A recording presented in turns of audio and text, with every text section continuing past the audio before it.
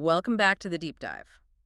Okay, today we're tackling something pretty dense, but honestly critical if you're ever in this situation: splitting retirement funds in a divorce. Specifically, we're looking at the rules for QDROs, that's Qualified Domestic Relations Orders. Right, QDROs. And we're using a really specific example: the procedures from the Board of Trustees of the Galveston Firemen's Relief and Retirement Fund. We'll just call them the fund. Exactly.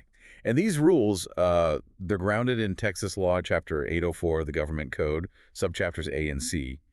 But the level of detail, the strictness, you see similar things elsewhere. So QDROs are basically the legal key needed for a retirement plan to pay someone other than the member, like an ex-spouse? Precisely. The alternate payee, usually. Without a QDRO, the plan generally can't do it. Okay, but first, this fund throws up a big keep out sign, doesn't it? Yeah. Procedurally speaking. Oh, absolutely. A huge one.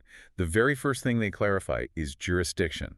A court handling the divorce. It does not have jurisdiction over the fund itself. Meaning you can't just drag the fund into the divorce lawsuit. You really can't. Mm-hmm. And they put teeth into that. The procedures state pretty clearly, if you try to make the fund a party against the rules, specifically Section 804.003C, Mm-hmm.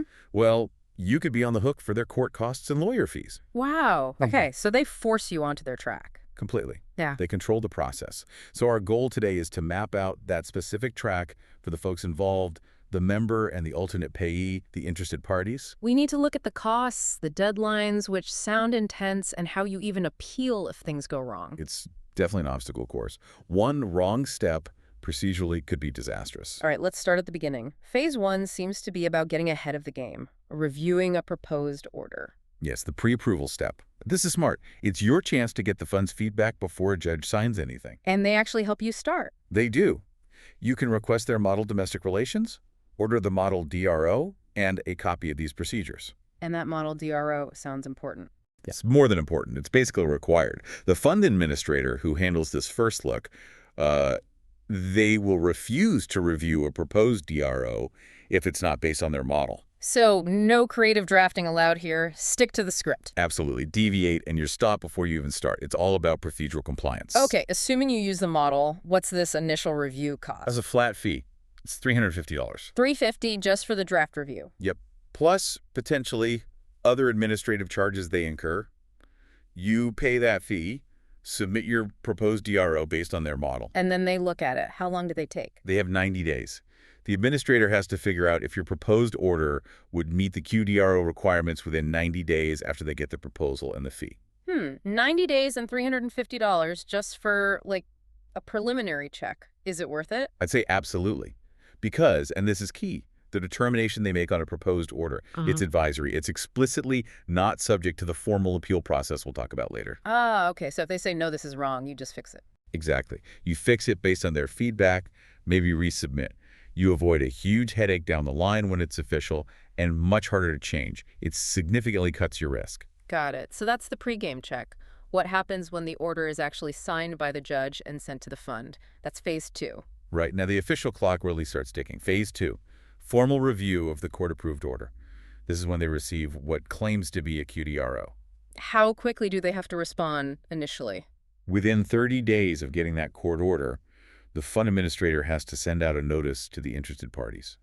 And what's in that notice? It confirms they got it, gives the date, includes another copy of the procedures, and crucially, it asks for any more information they need. Okay, asking for more info. How long do the parties get to provide it? Not long. This is maybe the tightest deadline. The notice says you have 20 days, just 20 days, to give comments or send any extra documents they need to decide if the order is qualified. 20 calendar days. That sounds incredibly short. What if you can't get everything together? Lawyers busy, documents are hard to find. Yeah, it's tough. And the consequence is severe. The procedures are explicit. If all the needed info isn't provided in those 20 days, the Board of Trustees will find the order is not qualified. Just boom. Not qualified because you missed a 3-week deadline. Yep. Failure based on insufficient information. Procedural default. It's not even about whether the division itself was correct. It's just you didn't follow the admin rules fast enough. That is a serious administrative cliff. Okay, so assuming you do meet the 20-day deadline, how long does the board take for the actual decision? Then they get another 90 days. The board has to determine the qualified status within 90 days from the date they initially received the court-approved order. And the cost here, is it another fee? Yes, same deal again. Yeah. The parties get charged that $350 flat fee plus any extra expenses. So, if you skip the pre-approval, you pay $350 now. If you did the pre-approval, you're paying it again for a total of $700. Essentially, yes. You pay $350 for the risky path, or potentially $700 for the safer two-step review. Is there any way to speed this up? I saw something about an expedited route. There is, but it comes with a catch. The board can fast-track a final determination. How? If every interested party both the member and the alternate payee signs and files an irrevocable consent, Irrevocable consent to what? waiving any right to appeal the board's decision. Whoa. So if you're both absolutely sure the order's perfect and need payment started AST, you can trade your appeal rights for speed. Exactly. Yeah. It's a big gamble. You're betting everything that the board will agree it's qualified, because if they don't, you've given up your right to challenge that administratively. Okay, that is a huge trade-off. So let's say you don't do that, and the board comes back saying the order isn't qualified. Now what? Phase 3. Precisely. Phase 3, the appeal process. The board's decision, qualified or not, isn't immediately final. It becomes final 30 days after they send the notice, unless they get a notice of appeal within that 30-day window. So you have 30 days to react and file an appeal. What needs to be in that appeal notice? Can you just say, I disagree? No, not at all. It has to be specific. You need to lay out the specific reason or reasons why you think their determination was wrong. And just the reasons. The reasons and any additional information needed to back up that specific claim. You can't just complain. You have to provide the evidence for why your point is correct and theirs isn't. So let's say they denied it because, I don't know, a signature was missing. Your appeal can only focus on proving the signature is there or getting it added. Exactly right. The board's review on appeal is limited strictly to the specific reasons you raised in your notice. You can't broaden the fight. You're fixing the identified flaw, nothing more. Okay. And how long does the board take to decide on the appeal? Another clock starts. They get 90 days again. The board has to redetermine the status within 90 days after they receive that notice of appeal. And that redetermination is at the end of the administrative line. Pretty much. That second decision, the redetermination, becomes final 30 days after they notify everyone, unless one of two things happens. Which are: 1, the fund gets served papers for a lawsuit, meaning someone's taking it to court. Or 2, more typically, the fund receives a certified copy of a motion filed back in the original divorce court. A motion trying to do what? A motion seeking to modify the original order, specifically to fix the exact problems the board identified in its non-qualification notice. Okay, that makes sense. Fix the order based on their feedback. Now, throughout all this, where's the actual money? This brings us to phase 4, right? Segregated amounts. Yes, and this involves perhaps the most critical deadline of all the 18-month rule. It's financially crucial. So what happens? When does this start? The moment the fund first receives that court-approved order, even before they decide if it's qualified, they start tracking the money.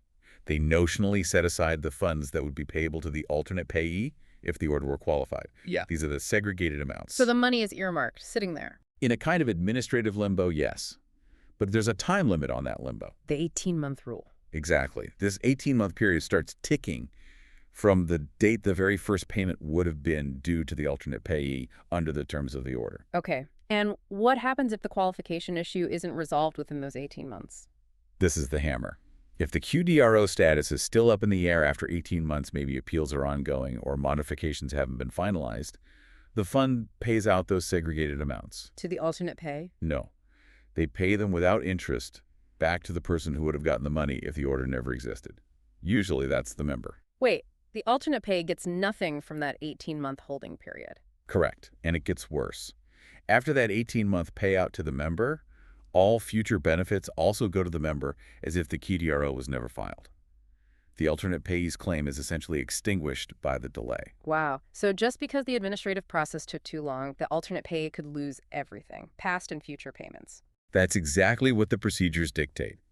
It's the same outcome, by the way. If the board makes a final determination that the order is not qualified at any point within that 18-month window, the segregated amounts revert to the member without interest. Time is absolutely the enemy here for the alternate pay. Completely. The only way the alternate pay gets those segregated amounts is if the order is determined to be qualified or is successfully modified to become qualified before that 18-month deadline expires. So you absolutely have to resolve everything. The initial 90-day review, potentially a 30-day appeal window, another 90-day appeal review, maybe court modifications, all within 18 months from when the first payment was supposed to start. Yes, that 18-month clock puts immense pressure on everyone to get it right and get it right quickly. Okay, let's try to wrap this up.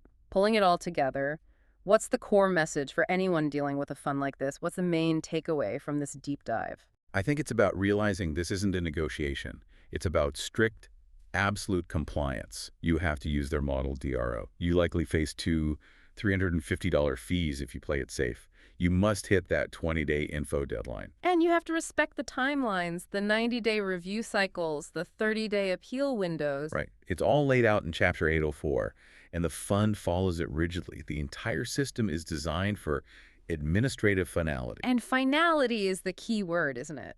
The sources really stress that once a decision becomes final under these rules, that's it. It is absolutely binding and conclusive on the member and the alternate payee. You can't just reopen it later administratively, which leads to the really critical point if you do try to fight it in court. Ah, yes, the judicial review part. If you go through all the administrative appeals and you still think the fund got it wrong and you sue, what happens in court? The court doesn't just start over. The standard of review is crucial here. It's review by substantial evidence. Substantial evidence. What does that mean in practical terms for someone listening? It means the court isn't deciding if the fund made the best decision or even the decision the judge would have made. They're only looking at the paperwork the fund already has the administrative record. So they're just checking the fund's work based on its own files. Basically, yes. Yeah. Did the fund have enough evidence in its file to rationally support the conclusion it reached? It's a very deferential standard. It heavily favors the fund's decision if there's any reasonable basis for it in their records. And here's the final thought, the really provocative detail for you. The procedures explicitly state that an interested party is not entitled to a trial de novo. And that no trial de novo part is huge. De novo means new. You don't get a fresh start in court. No new evidence, no re-arguing everything from scratch. You're stuck with the record created during that strict administrative process we just outlined. Exactly. If that record is incomplete because you missed a deadline or didn't provide the right info, the court is likely just going to look at that incomplete record and say, yep, the fund had substantial evidence to deny based on this. So getting it right the first time, within their rules and deadlines, it's not just advisable, it's pretty much everything. It really is. It's the only way to ensure success in this kind of system.